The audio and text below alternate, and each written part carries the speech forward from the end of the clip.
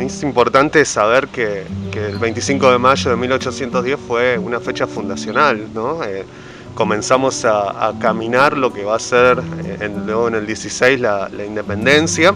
Y bueno, teniendo en cuenta el contexto internacional, la caída de Fernando, todo lo que es las invasiones napoleónicas, tanto en Portugal como en España, como en casi toda Europa, cuando llegan esas noticias al Río de la Plata, bueno, un grupo de patriotas decide romper las cadenas y crear esta junta de gobierno, esta primera junta de gobierno, que no fue un proceso fácil. Nosotros siempre que hablamos de historia tenemos que contextualizar, ¿sí? No que queden fechas aisladas y parece que no van enganchadas en nada.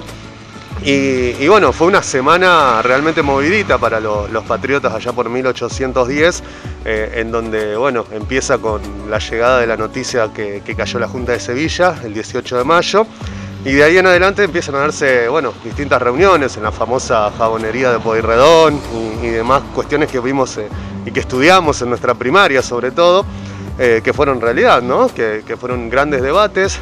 Bueno, el virrey que no quería soltar el poder, la legitimidad del poder del virrey no estaba, ya que el rey Fernando VII estaba preso. Napoleón había puesto su propio rey en España, que era su hermano.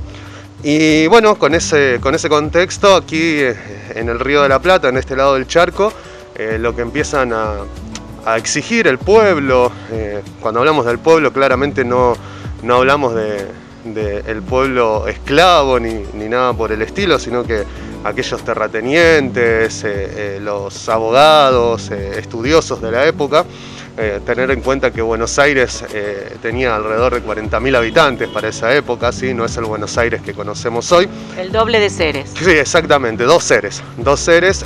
En la plaza S25 había 600 personas, ¿sí? Que para la cantidad de habitantes era una multitud.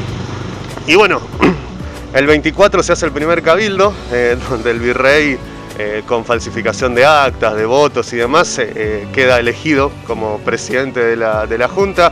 Ese día le hace salir la cadena a Belgrano. Belgrano ese día dice, si para mañana a las 3 de la tarde el virrey no renunció, lo vamos a tirar por la ventana. ¿Sí? Belgrano, que era un tipo muy tranquilo, muy metódico.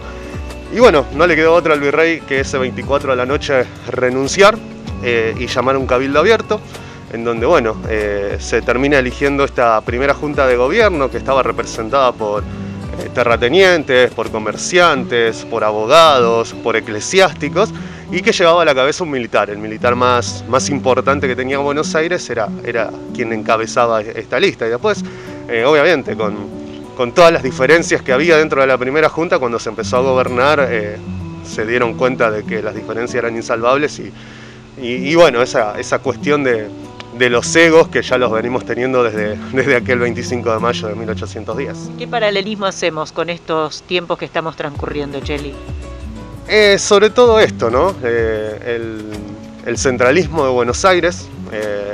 Aquella primera junta, uno de los debates más grandes que tenía era por qué Buenos Aires decide por todo el virreinato, ¿no? A lo que Juan José Paso dice, es la ley de la hermana mayor. Nosotros somos lo más grande, nosotros elegimos y después transmitimos al resto del virreinato. Creo que este centralismo de Buenos Aires que hoy nos pasa, tenemos muchas de las medidas que se toman a veces, no solo ahora que estamos en pandemia, que es una situación especial, pero normalmente el dicho de que Dios está en todos lados pero atiende en Buenos Aires, que es una realidad, ¿no? Todo se centra en Capital Federal, en Cava, y bueno, creo que la primera junta tiene mucho de eso. Por eso el 9 de julio es la fecha por excelencia, si hablamos de fechas patrióticas, porque bueno, es nuestra independencia, pero además es una independencia que se da con la representación de todas las provincias. Igualmente somos un país muy futbolero, yo siempre digo lo mismo. Boca River lo ponemos en un superclásico siempre y siempre nos preguntan cuál es más importante, si el 25 de mayo o el 9 de julio. Yo creo que el 9 de julio es la fecha patria, pero sin 25 de mayo no hubiese habido 9 de julio.